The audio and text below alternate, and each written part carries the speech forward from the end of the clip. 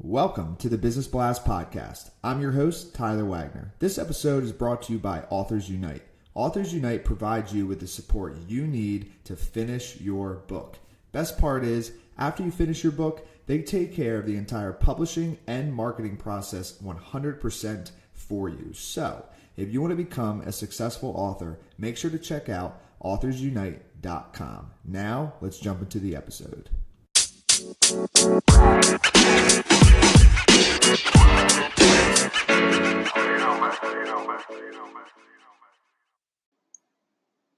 All right, everyone. Welcome back to another episode of the Business Blast Podcast. I'm your host, Tyler Wagner.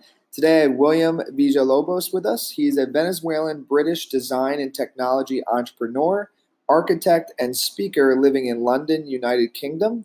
He is the founder and CEO of The Futures, which is a rapidly growing company that performs agile services within the realms of design and audiovisual work, serving and empowering SMEs, entrepreneurs, and marketers to achieve more with their content and storytelling. So welcome to the show, man.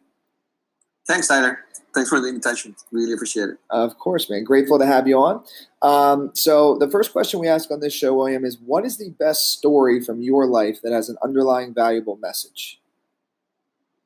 I think it's not a unique story. I think it happens to a lot of people, but having lost both of my parents earlier than I expected it really put things into perspective for me. I think someone once said that the imminent idea that our lives are finite is what makes us achieve things, and it helps us in building purpose, because there is a lot that we want to see while we're here and while we're alive. So perhaps there's some truth in that, But besides that, having lost both of my parents earlier than I expected, that also helped me in building a sense of purpose in my life. When you have somebody sick for years, you really feel like you need to stick around to take care of them. But when you lose something or someone, you also gain at the same time freedom. You gain perspective, and on that path, you also gain purpose. And I think that would be that story for me. Mm. And then, what is the most valuable piece of information we should know that's within your expertise or industry? Yeah, so as you mentioned, we do design, and we're about to do audiovisual work. We do content, and I come from a background of design, communications, and architecture.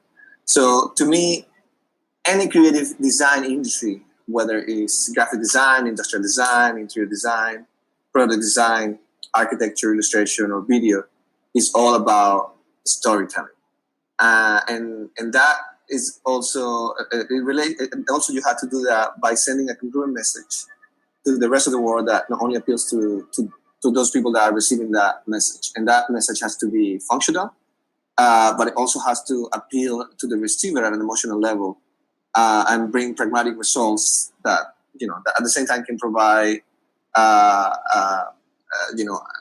what you want to achieve, and also it can effectively make you feel better about the things that you're doing and to the people that you're serving. And then what is your best piece of overall business advice? So not necessarily industry specific. Okay. Yeah, I think my advice would be more in terms of how do you operate within your business. And I think allowing yourself to create a strategy that permits you to work on your business and not in your business is something that people should be thinking about. Sometimes this means building a team, delegating, or automating things within your business. But most of all, you have to create those processes that allow you to really be on it and not in it, and allow yourself to think of your business as a solutions machine. And then if you could give your younger self one piece of advice, what would that be?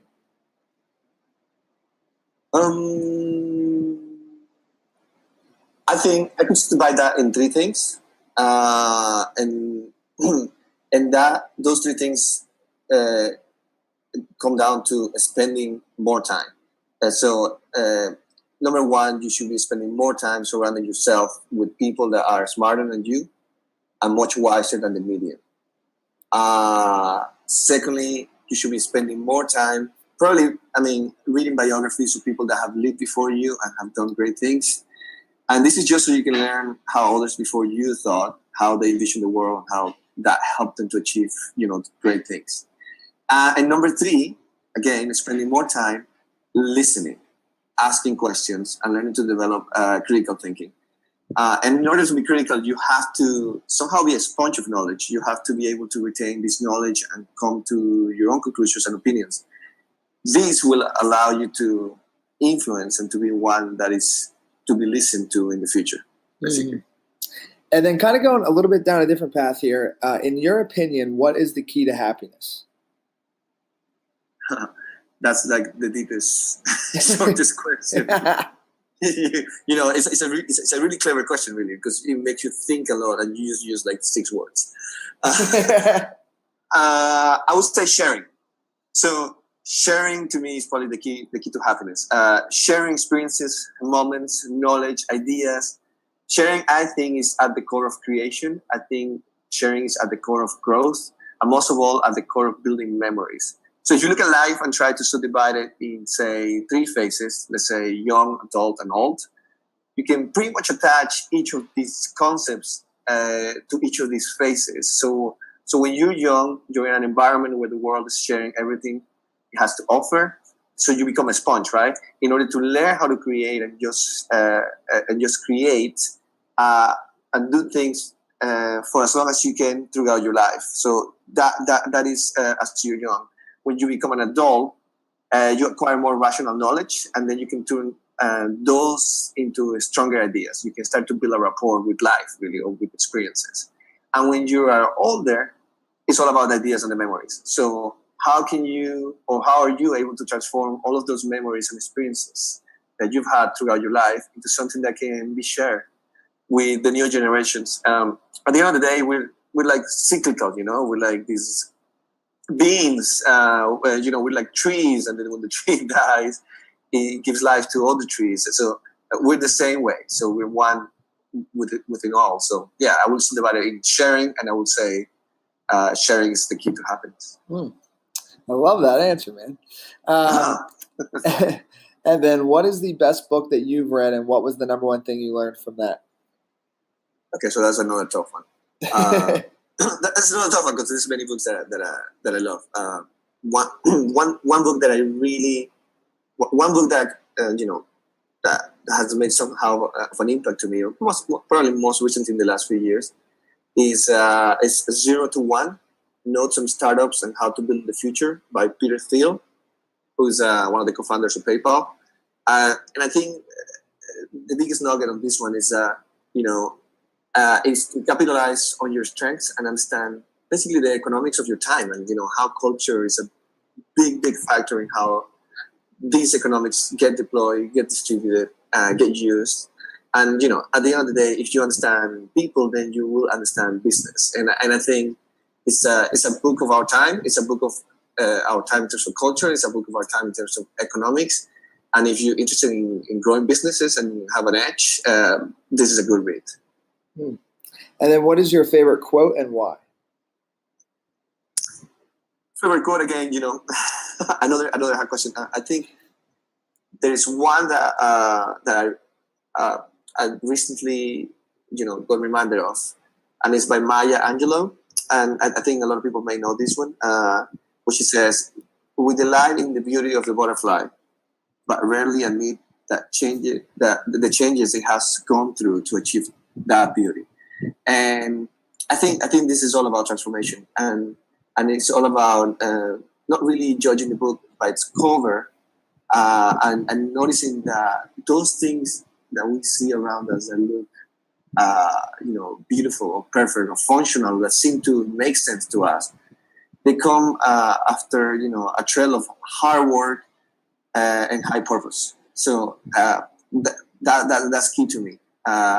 We tend to put in a pedestal all these beautiful things and people and stuff, but we don't realize, and we're quick to criticize, but what we don't realize is that there's a lot of hard work behind that. So it's good to acknowledge that, and it's good to be to be knowledgeable of that part of the process. Mm-hmm. Yes, man. Love it. Thank you so much for coming on. The last one I have for you before we let you go is, where can our audience best find you online? Yeah, many ways. You can find me on LinkedIn as William Villalobos. That's Villalobos. Try to find the one that is related to the futures. There's probably many William Villalobos out there. Yeah.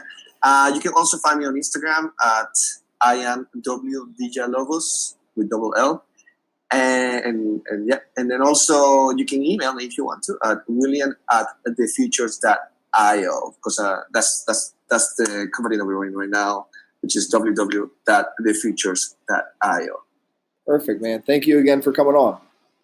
Thanks, Tyler. Have a pleasure. The podcast you just heard was made using Anchor. Ever thought about making your own podcast? Anchor makes it really easy for anyone to get started. It's a one-stop shop for recording, hosting, and distributing podcasts. Best of all, it's 100% free. Sign up now at anchor.fm/new. That's anchor.fm/new to get started.